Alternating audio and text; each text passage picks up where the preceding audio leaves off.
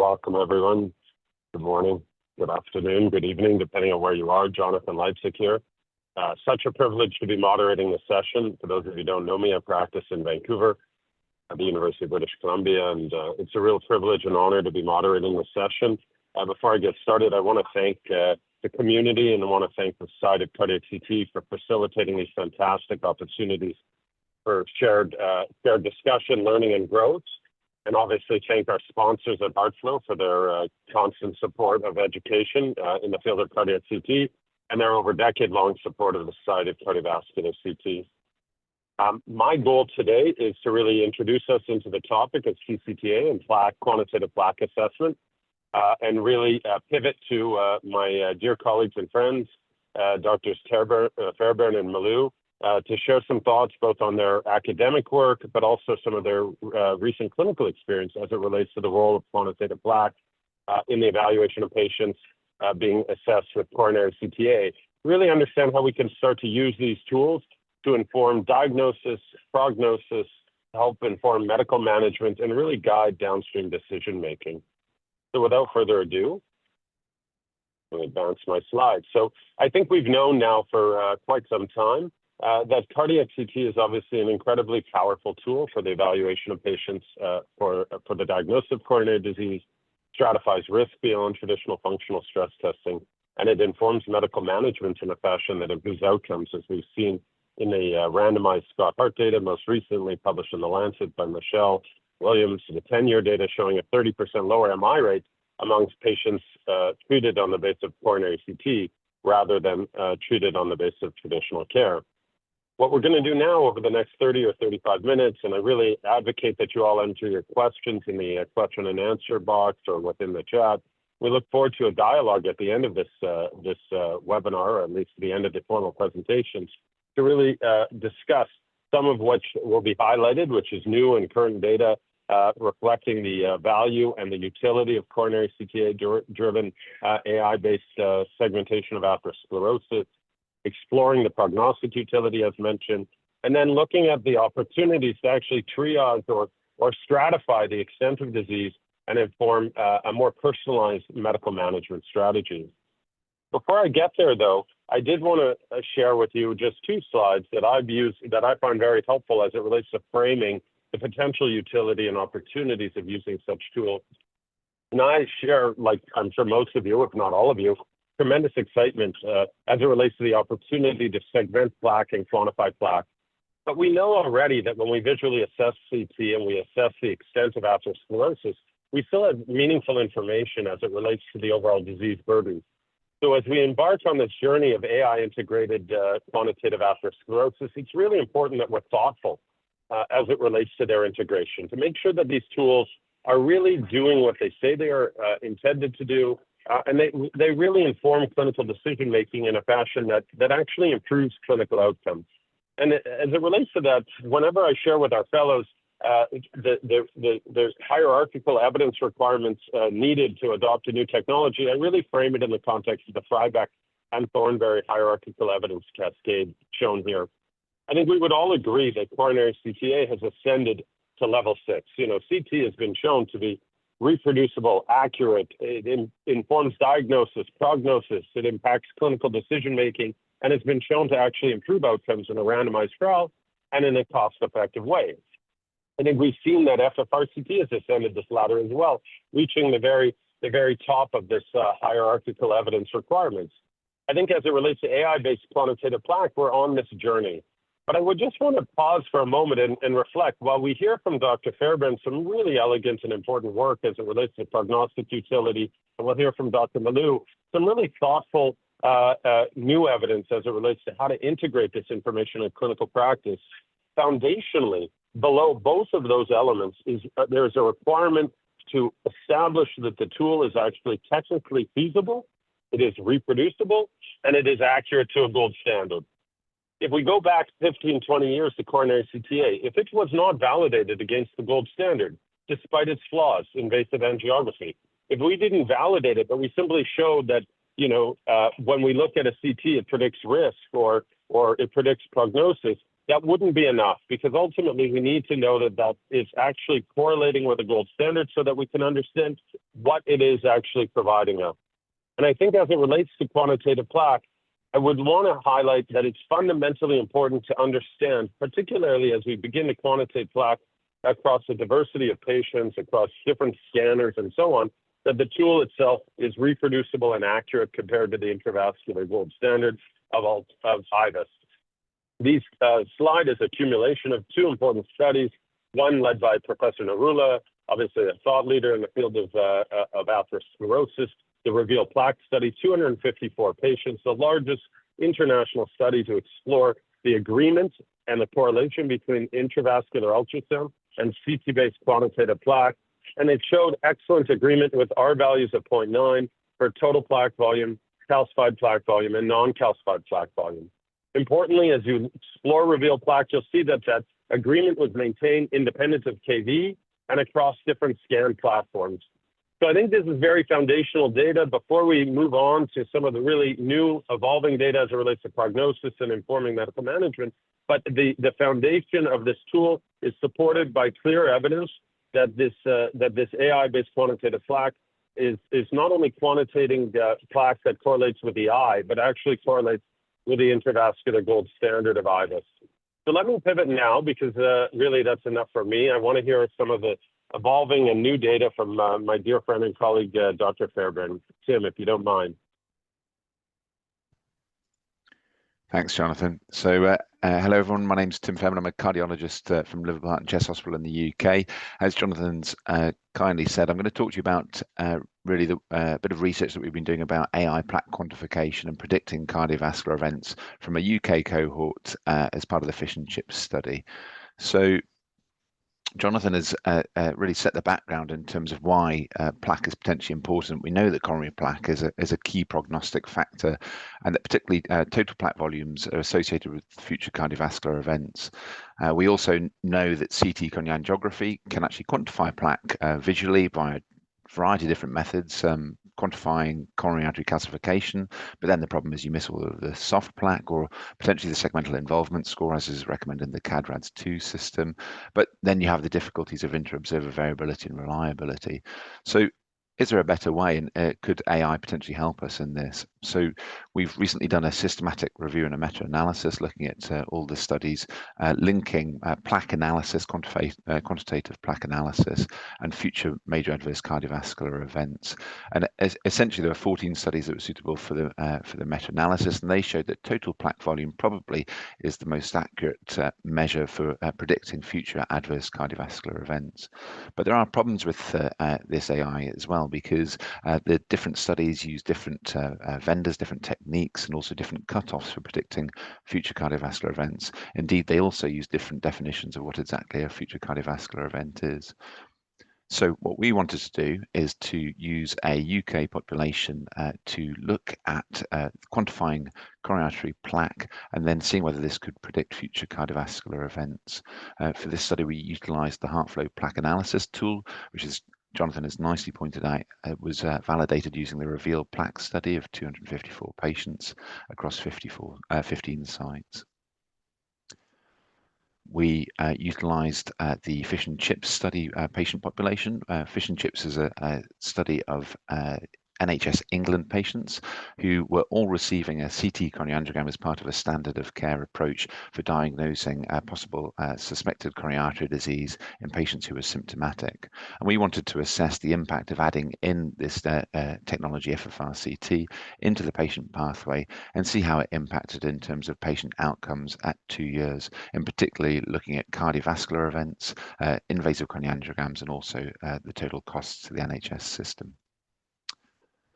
So just giving you a brief overview of the total population for the fish and chips study, we looked at the patient population who were investigated between 2017 and 2020. We looked at 27 different sites, and they provided back to us 102,000 patients who had CT scans. We couldn't identify just a small number, 0.28%. Approximately 5% of patients had opted out of research, were excluded, and 6,100 patients had more than one CT scan recorded. So this left us with a total final population of 90,553, who was split into two groups. The first group with 35,688 were individuals who had had their CT coronary angiogram performed before the availability of the CT-FFR technology, and 54,865 who had had their CT scan at the time that FFR CT was made available to the patient and also to the hospital. On the right-hand side table, you can see the patient risk factors demographics, and you can see that the average age was approximately 58. The patients were very well matched in terms of their comorbidities, with very small but statistically significant differences in heart failure incidence and also COPD and kidney disease. And on the very right-hand side, you can see the group of individuals who actually went on to have a CT-FFR out of the 54,000 who had the technology available to them. And this was 7,863, which was 14% of the patients who underwent a CT scan at that time period. So I'm just going to show you the primary results of the main fish and chips study.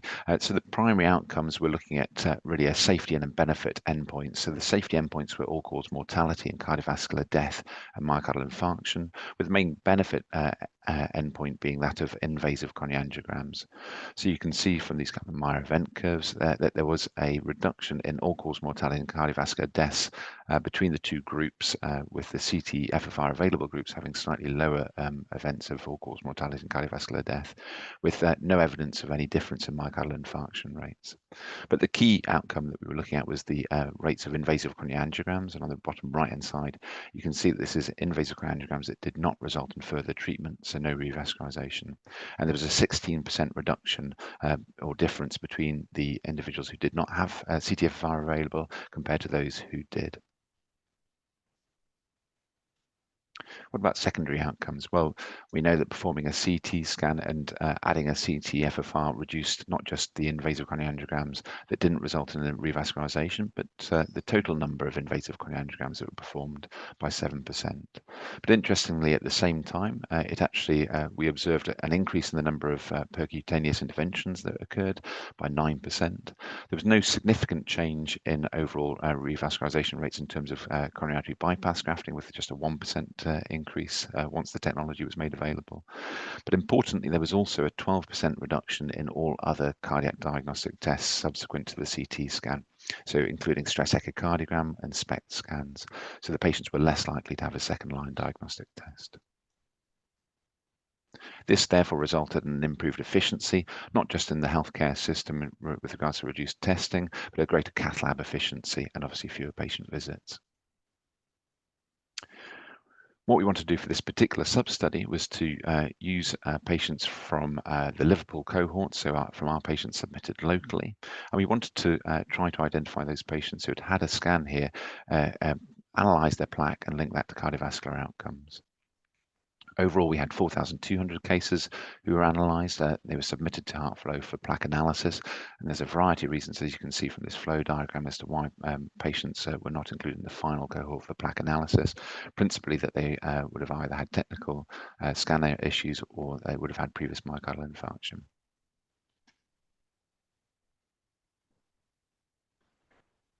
We then wanted to try to decide in terms of how to quantify the plaque in terms of categorization and linking that to future cardiovascular events. And you can see we use a different staging platforms. So stage 0 with no plaque identified, 1 so between 1 and 100 millimeters cubed, stage 2 so above 100 to 250, stage 3 250 to 750, and stage 4 the highest plaque burden greater than 750 millimeters cubed. And we linked these different stages to future cardiovascular outcomes, which were cardiovascular death and myocardial infarction, which was measured at an average or a median follow-up time period of 3.3 years. You may ask, how did we come to the decision to use these cutoffs for these different categorizations in terms of the staging of plaque? Well, we looked at this in detail, but we wanted to try to mimic the DECIDE registry framework, which is currently recruiting and has been recently published in press by Sarah Reinhardt and Jack Imaging. So you can see here the DECIDE registry is looking at quantification of coronary artery plaque, and then really a guideline-based approach in terms of how to manage those patients based on their plaque and their lipid biomarkers in terms of intensifying the medical therapies with the highest plaque group receiving a greater proportion of medications such as colchicine or isopropanol ethyl. So I'm going to present now the results of this substudy of the fish and chip study. So first of all, our demographics, CT characteristics and plaque of the 2,000 patients who underwent plaque analysis. You can see that they actually very closely mimic the data that I just presented to you, which is the average age was again 58, with over 51% of patients being female, with the classic risk factors in terms of hypertension, diabetes, hyperlipidemia. In terms of the CT characteristics themselves, over 44% of patients had obstructive coronary artery disease as defined by a degree stenosis or a diameter stenosis of greater than 50%. In terms of the functional limitation or the flow limitation of those blood vessels, 38% of individuals had an FRCPC which was deemed as positive, so less than or equal to 0.8. When we move on to the plaque quantification, you can see that the median total plaque volume for the population was 46, with predominantly this being non-calcified plaque with a level of 43, and a small burden of calcified plaque and low attenuation plaque volume. As you can see from this normogram, our median total plaque volume for our population was 47, with an average age of 58. But of course, once you plot this normogram, one of the first questions I had was, well, how does this compare to other populations, and what exactly is normal? Well, if we want to look at what is normal in previous published evidence, really the best comparator, or one of the few comparators, is the data presented by George Seamas and Jonathon as well in Jack Imaging back in 2024, which was a study of over 12,000 patients from over 20 US or American sites. And you can see here that if we look at the total plaque volume of an average age of 58 for a median, does appear to be quite a bit higher. So over here, we would look at around about 200. So if we overlay our normal plaque volumes and that of the American population, you can see for the different percentiles that it would appear that the UK population has a much lower plaque burden volume for this normal range for this patient population who are being investigated. So whereby we might be at the 75th percentile for a UK population, you would actually be at a 50th percentile for a US population.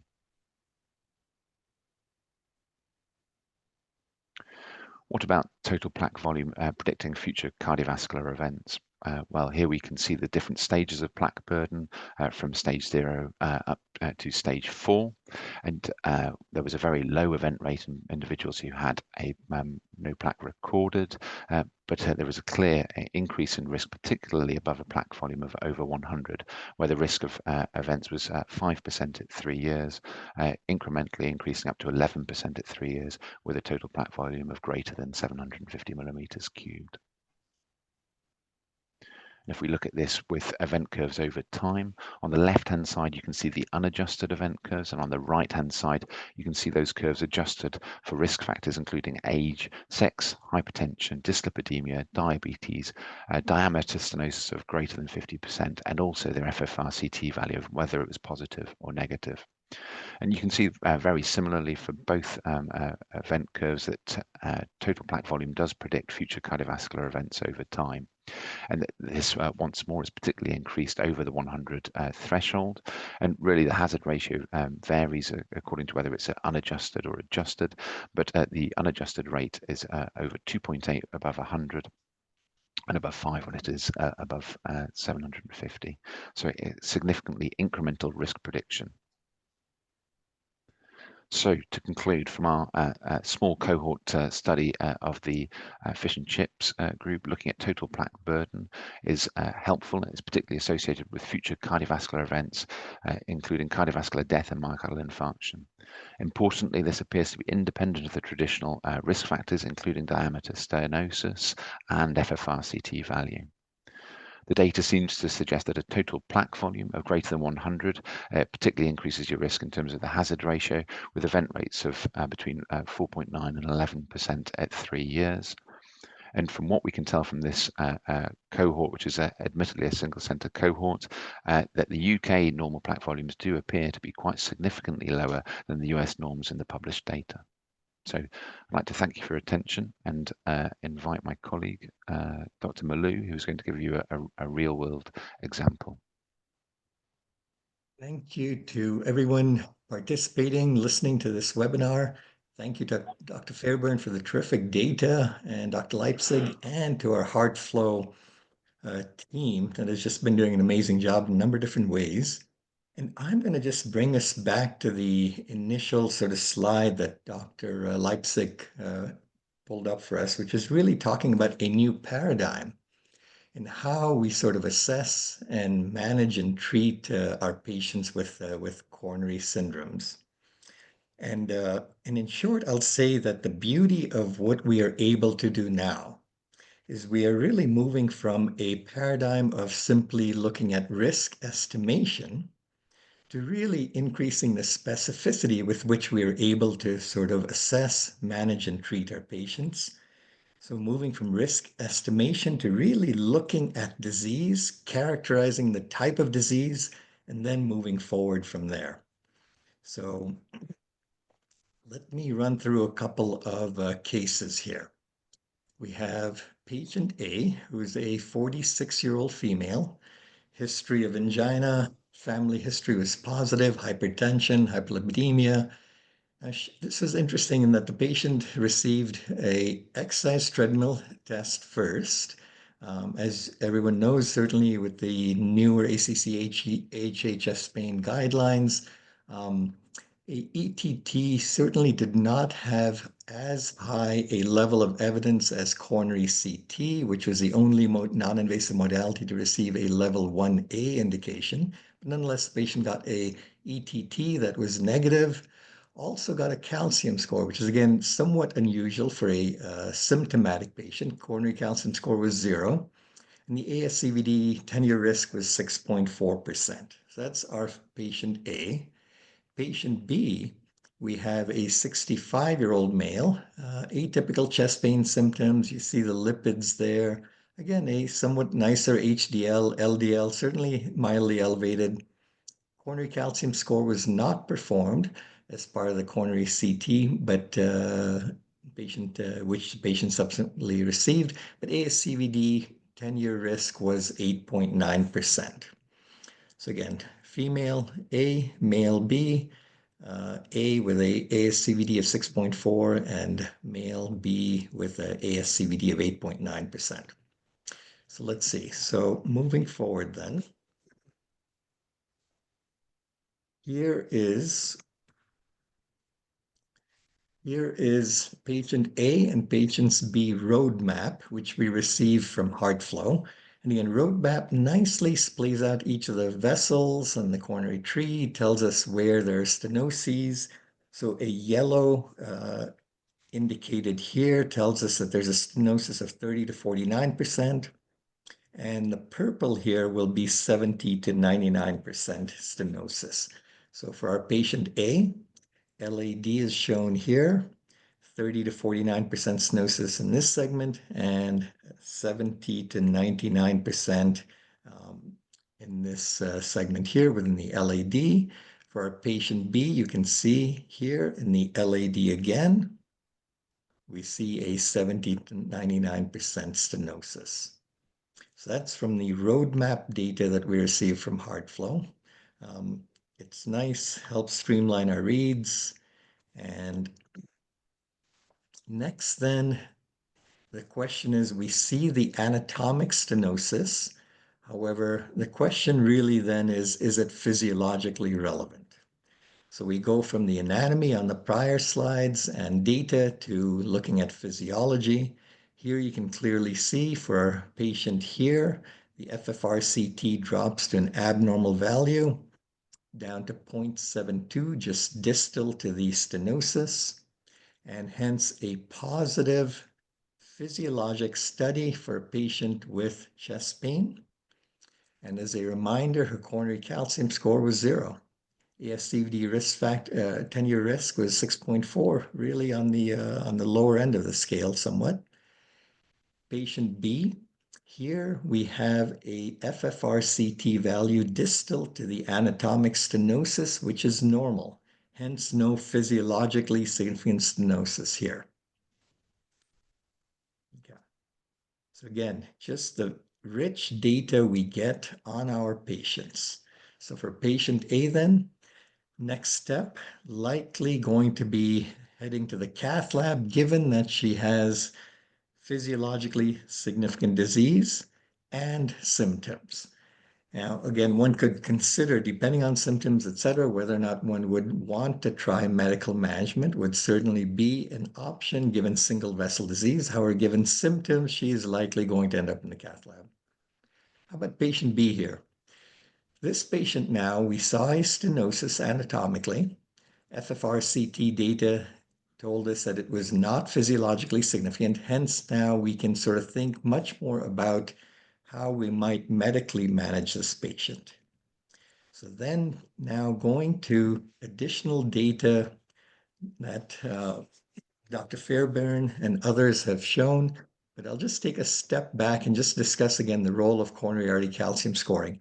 Here we're sort of showing the guidelines from around the world, and by and large, coronary artery calcium is utilized for asymptomatic patients and or used to sort of adjudicate whether or not a patient should receive a statin or whether a patient should receive aspirin. So that really tends to be where coronary calcium is utilized.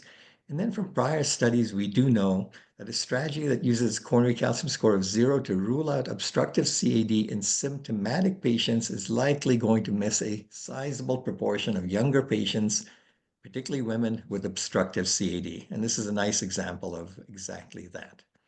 So again, just a sort of thought about the coronary calcium use. And I'd say one could also ask the question about, what was the value of a exercise treadmill study, given the data we have, which really sort of supports a CT first strategy. All right.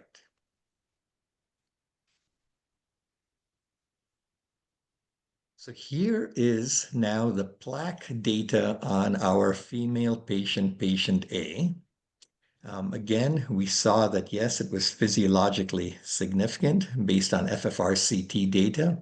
Here's the patient's LAD. We see the stenosis in the mid-LAD, and we see that it is all non-calcified plaque. So total plaque volume, 40 millimeters cubed. This is the beautiful data that we get on our patients from heart flow. So we get the physiology, and we get the plaque assessment also, including calcified plaque, non-calcified, low attenuation plaque, and then total plaque volumes. So this is for our female patient. And here then is our male patient. Again, what we see is the anatomic stenosis. And let's look at the plaque data on our male patient here. And now what we see then is we see that our total plaque volume of 278, distributed 85% is non-calcified, 4% is low attenuation, and 15% is calcified. And this is the kind of data that now helps us think much more strategically and with greater specificity, realizing data is still to come. But this is the kind of data that we are now starting to think about and utilize in determining how best to treat our patients. Now, as you know, we also have normative data on which percentiles they are each at.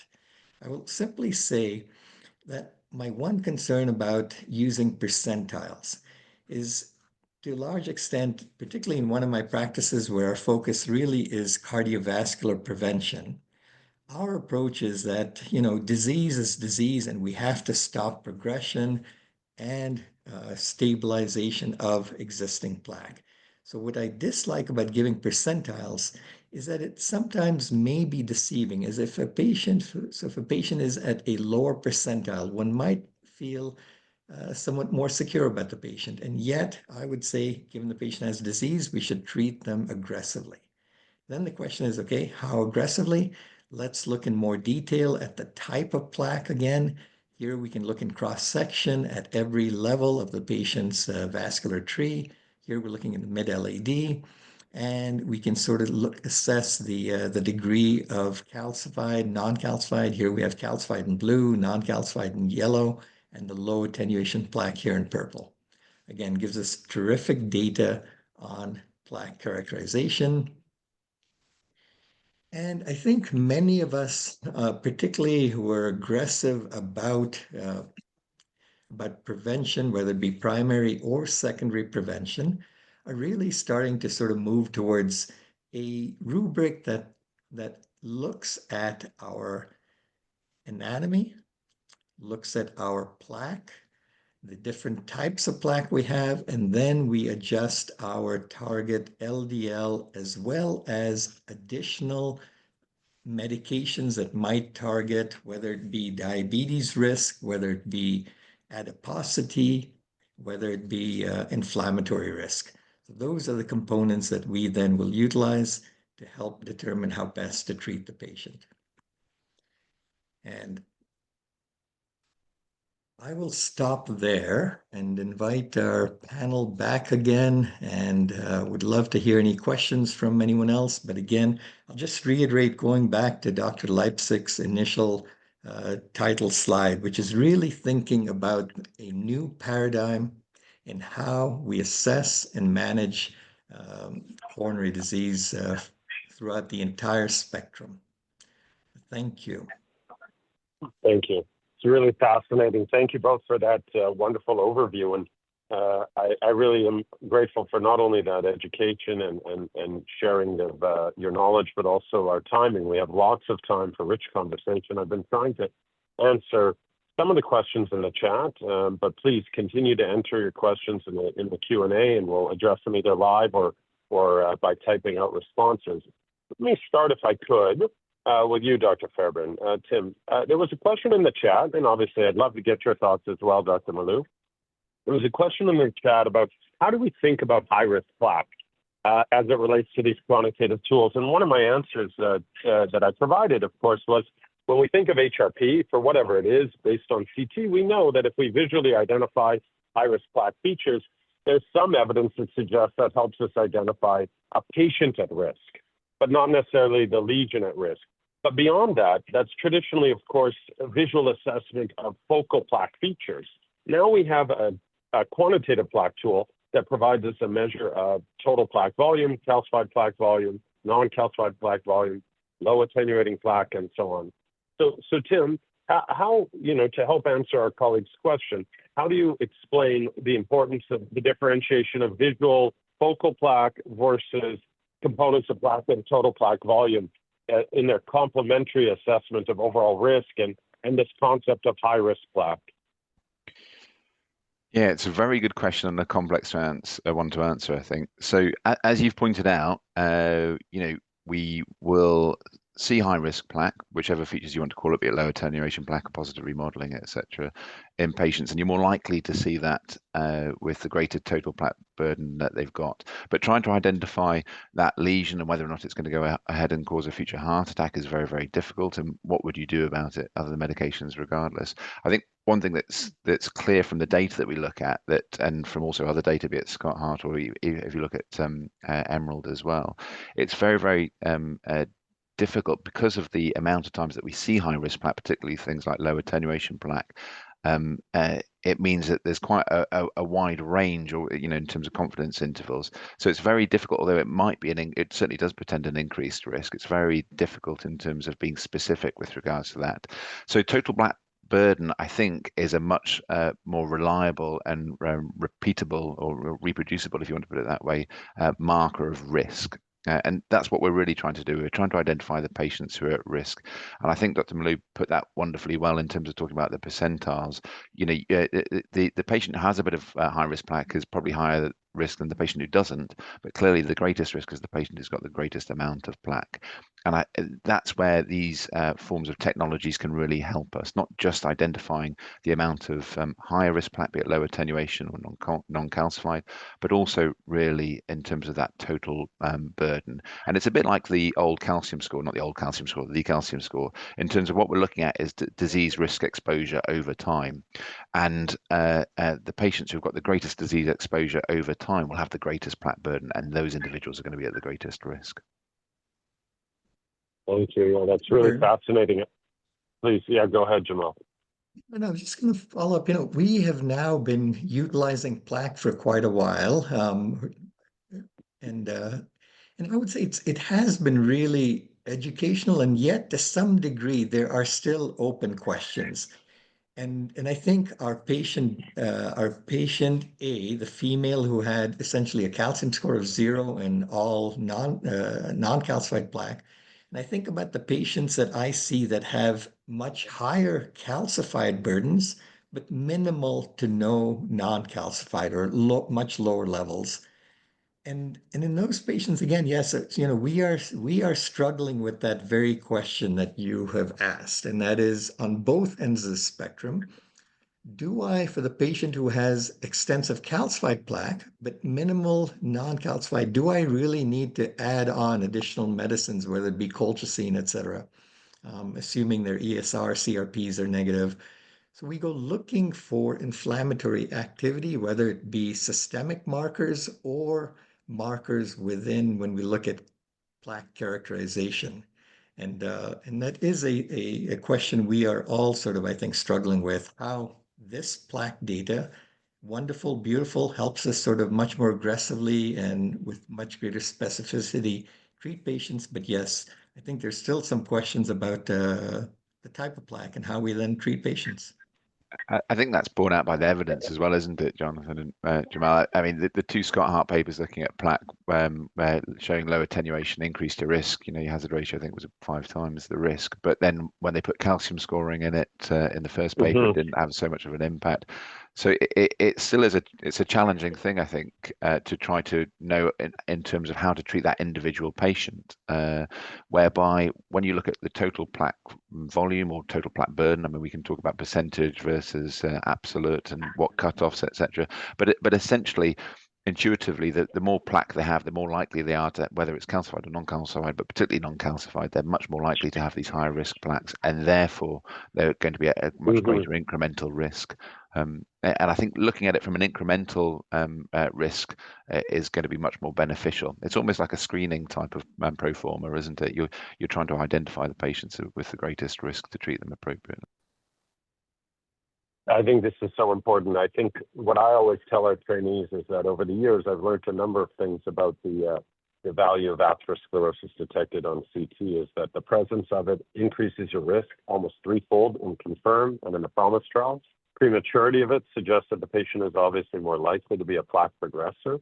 And then the burden of disease is incremental. I think, Jamal, you highlight a very important point about the role of using non-calcified calcified as a surrogate measure of also the distribution of plaque and the opportunities of medical therapy to stabilize that. I think that's really fascinating. But coming back to both of your points, what I try to also highlight is that when we're talking about low attenuating plaque, as it relates to a measure across the entirety of the coronary tree, to me, it doesn't make a lot of sense, right? To me, low attenuating plaque is really only going to matter if it's focal and discrete, and perhaps also seen, as we saw in EMERALD-1 and EMERALD-2, in conjunction with an anatomical stenosis and high translesional pressure loss. If you have a dipsel of low attenuating plaque here and here and here and here, and it adds up to a percentage of low attenuating plaque, I don't really know, to your point, what to do with it beyond that which you've described. So I think that's really a lesson that we're learning over time. Let me keep going if I could, though, because it's such an important question. And I think this is a great one, well, for both of you, but Dr. Malou, for you in particular. The question here is, should we still perform a separate calcium score in addition to the plaque analysis, or does this replace it? So I think we're talking now in someone, Jamal, where you're performing a CTA. Do you still derive value from a traditional Agatston score, or do you simply rely on the total plaque volume from the quantitative plaque analysis? It's a great question, and I'll answer it in two ways. I think there are certain guidelines that obviously still utilize the coronary calcium score. For example, sort of adjudicating whether someone requires statins or not. Again, and then aspirin, we have sort of some numbers there. So if a coronary calcium score is greater than 100, the guideline will say, yes, start aspirin perhaps for that patient. And yet I would say the coronary calcium score, I think over time is probably going to go by the wayside. And that's a prediction that may be completely wrong, but I think the data we get from plaque characterization is just so much richer. And we also know that the binary 0 to 1 cutoff of coronary calcium score, there are a number of patients in there that have a score less than 1 who have increased risk. So I think that there's a number of reasons why the specificity that we are acquiring with plaque characterization is, I think, going to push coronary calcium scores aside. And I'll also add, I think about it as I'm scanning patients. Our radiation doses have dropped tremendously. It is impressive what our engineers have allowed us to do. And calcium scoring now is making up a reasonable percentage of our total DLP or our total radiation doses. Again, a calcium score and a coronary CT. Majority of my coronary CTs in patients we bring heart rates down to 16 under, it really is in the ballpark of 1 to 2 tomographic mammograms. So our radiation doses are extremely low, and yet, again, aiming to go lower, I think, again, I'm not too sure that long-term the coronary calcium scores add value for me to direct patient management as opposed to the plaque characterization. So sorry, long answer. No, that's a really important answer. And I don't know, for those of you, you can hop online and check out JACC Imaging, but Leslie Shaw has a paper that just came out. Actually, the lead author is a medical student here at University of British Columbia. And it looks at the prognostic utility or the associated risk with a calcium score of 100 across a very diverse population in the United States. And we're starting to see signals, of course, that density of calcium is varied across racial backgrounds, which may result in more modest prediction and more modest, inconsistent prediction of risk across a very diverse population. So I think, the ability to look beyond calcium, although, listen, the calcium score has served our field so incredibly well for 30 years. It's really remarkable, and it will continue to. But I think these are the important questions, to your point, Dr. Malou, that we should explore with that thoughtfulness that you shared, not to ignore all that we've learned or the continued utility, but continue to explore. Dr. Fairbairn, I see you've come off mute, please. I just wanted to interrupt you, Jonathan. So, yeah, please. Look, I think I agree with everything that Jamal said. I think there's two different populations we're obviously talking about. There's the symptomatic patients and the asymptomatic patients. And in the symptomatic patients, I mean, I haven't been doing a calcium score before my CTA for a long time, although Professor Norgard keeps on telling me off about this. But I think, the main reason for doing that is to try to plan your acquisition parameters. Okay, so fair enough. You can do it in terms of the CAD-RADS for quantifying plaque, or you can do the segmental involvement score. But I do think that quantifying plaque using AI technology such as this will undoubtedly replace calcium scoring from a point of view of plaque burden. And I think what's really important, and that's for both symptomatic and asymptomatic. And the reason why I think that's so important is because of just the point that you've made, Jonathan, which is the populations are changing. I mean, look at the fish and chips population. They're symptomatic patients, but the average age is 58. A lot of the calcium studies done in patients who are white, over 30 years ago, whereby our patient demographics or our population demographics have changed hugely. And you can see that from the plaque quantification. The amount of calcified plaque in terms of the total plaque burden is relatively small. So I think if you're just using a calcium score in our current populations that we're scanning, I think you're going to significantly underestimate the amount of plaque that patients have. And of course, it's the non-calcified plaque that we worry about mostly in terms of predicting future events. So I'm pretty confident that for asymptomatic patients, I think we'll have to wait for Scott Hart too. So probably 2030.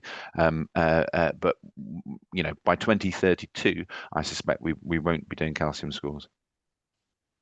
I would share one other point if I could. Sorry, Jamal, just quickly. To your point, if I go back historically, if you look at the confirmed registry, there was a lot of interest in still doing the calcium score, because when we used to visually report a CTA, we would say there was no stenosis and we would talk about plaque. But the poor clinician in the early days before we took this mindset that plaque should just simply be treated was, how do we quantify the overall disease burden? And we hadn't really adopted the segment involvement score. So again, Dr. Shaw published in 2012, the value of the calcium score in the patient with non-obstructive disease to predict risk.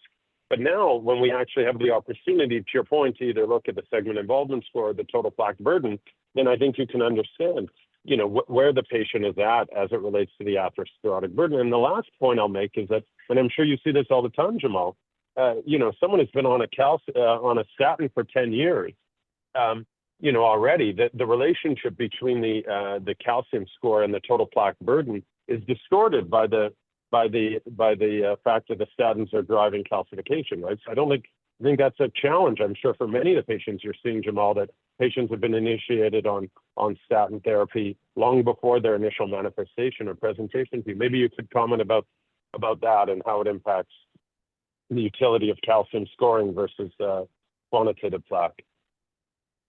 Yeah, I would thank you for that. And again, I think the discussion here is just showing the richness of the data we are receiving now, whether it be calcium scoring, whether it be plaque characterization, FFRCT data. And I think, again, the key now when we're managing patients is how do we bring all of these different components together to increase the specificity of the treatment we're providing for our patients. And one of the questions by John Haler on the chats was, again, I think going back a little bit to what Dr. Fairbairn had mentioned about calcium scoring for planning. I think the question was, should we use, and a lot of centers may still utilize calcium scores to cancel the CT angio if the calcium score is high. I think for most of us now, particularly with FFRCT, our confidence in reading high coronary calcium studies has drastically changed. So I would say no, we do not look at calcium scores and cancel CT angio studies. And I'd say a big part of that is just our reliance and confidence in FFRCT to help us there. There's another question, if it's okay, Dr. Leipsic, I'll just talk about. Please, yeah. There's another question that sort of asked about, should we be doing FFRCT and based on FFRCT look at plaque? And I would say, to answer that, I think, terrific question, I would say plaque really should be done on everybody, period. Whether they have obstructive disease, non-obstructive disease, I think it really helps us think about and tailor our interventions medically. So the short answer to the question in the chat about do we start with FFRCT and then add on plaque if the FFRCT is negative, I would say no, plaque should be part of every assessment. And then FFRCT is an add-on. As per the guidelines, 40-90% stenosis typically is where we get the FFRCT. So I agree with that. Of course, you've got to remember that about a third of CT coronary are going to be completely normal. So you're not going to be doing the plaque analysis in those patients. So, but that's really important, I think. Yeah, absolutely. Yeah. And there is a question about the time and cost, and these are the things that we're going to have to figure out. There's still we're in the early journey of Jonathon's curve that he showed at the beginning, which he's no doubt indoctrinated many fellows in Vancouver very sensibly, but we're really still at the early phase, and we've got a lot still of learning to do in terms of, I think, some of the challenges that we can learn from calcium scoring. It's been mentioned, the metadata about different ethnicities, different ages, men and women. In actual fact, there's different thresholds in terms of calcium scores for risk. How do you use sort of percentiles, or do you not use percentiles? Do you use total plaque burden? Do you use total plaque volume? And all of these things we still are in the learning phase, and it's going to take many years for us to fully understand and be able to practice with this kind of data. Yeah, I think this is so important. I mean, Jamal, Dr. Malou, I think it's really forward-looking, and I think what's amazing to me, Jamal, those of you who don't know you, you have such diversity in your practice. You know, you're leading the initiative for the unhoused in Denver, and then also doing, you know, very high-end plaque stabilization and prevention. So I think this is really the questions, and it's fascinating to hear your thoughts about, you know, how do we continue to explore the value of cardiac CT in our practice, and also the richness of this plaque tool. One thing that I think we have touched upon is the concept of serial plaque, and the concept of actually understanding the efficacy of medical therapy. This is a known limitation, of course, of calcium scoring. And so I'm just curious, in your practice, Jamal, your atherosclerosis and your premature athero practice, how, if at all, have you been using serial plaque to assess the efficacy of your medical therapy, and for the uptitration of medical therapy when it's been shown to be ineffective? And thank you. I'll say that one particular practice I'm at, yes, the focus is aggressive cardiovascular prevention. And I would say a lot of what we are doing is beyond what the guidelines give us at this stage.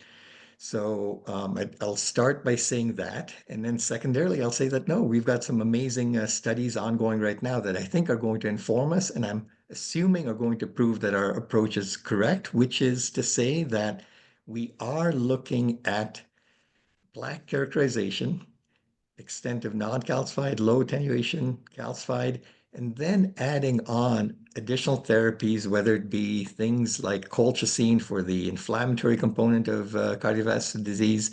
So yes, we are absolutely utilizing that. And then to your question of how about serial studies?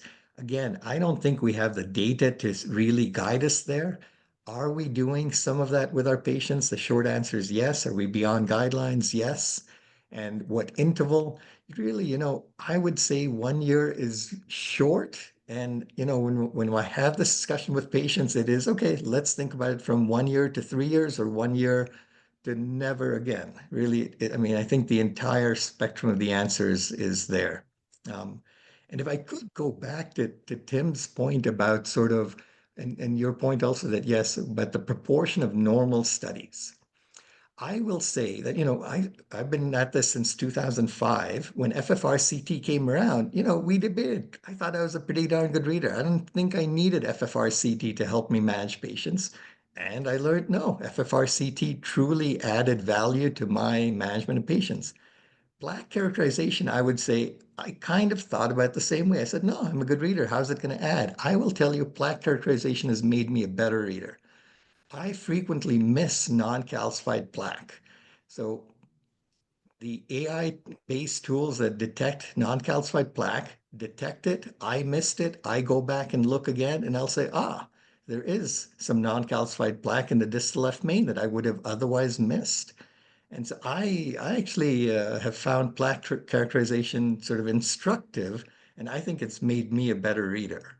And I'm trying to get to where Dr. Fairbairn and Dr. Leipsic are as readers. So plaque is You're simply too kind. helping You're me. too kind. Maybe Dr. Leipsic, not Dr. Fairbairn. Yeah, Jonathan, yeah. there's a question about Please, risk assessment yeah. and the pool Yes, cohort I was risk going to equation. ask you that exact question. Please. Oh, yeah. well, there you go. There's good timing. So, because it's a really good question, and should plaque? So the question is, for people who haven't seen it, how do you integrate this with the current atherosclerotic cardiovascular disease risk assessment and the pool cohort? And should plaque assessment overrule the current approach? So the answer to that is we don't know, in short. But one of the major problems with these risk assessment tools is that they will, in the total population, over-predict. So we're going to over-treat patients with statins. And the other obvious problems are that they're often 10 years rather than a lifetime, and they struggle in particular subgroups, so women, which is not a small subgroup, and different ethnicities or diabetes patients. So the idea of total plaque quantification is that it would be a much more precise measure of risk for those individuals. Now, there's Rubinska and Korkar, which are looking at calcium scoring for this, and hopefully Rubinska will report this year. Obviously, there was Dan Canvas, but it was a very selected population. So the evidence we have thus far is not really that plaque quantification outperforms these risk tools, but in actual fact, these risk tools are not very useful in themselves. There's no good evidence to suggest that they make a sort of a difference in outcomes.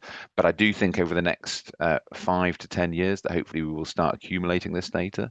And as I said before, I think that we will eventually see that plaque will overtake in terms of certainly the precision in terms of predicting events.